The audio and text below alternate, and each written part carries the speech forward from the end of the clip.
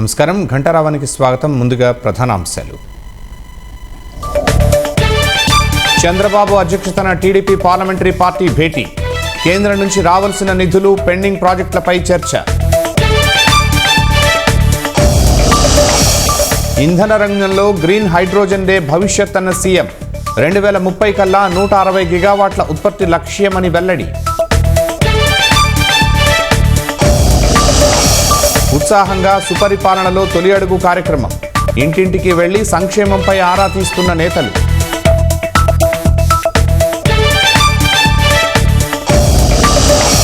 పారిశుధ్య కార్మికుల సమ్మెతో విజయవాడలో పేరుకున్న చెత్త. దుర్వాసన వెదజల్లుతూ ప్రజల ఇబ్బందులు.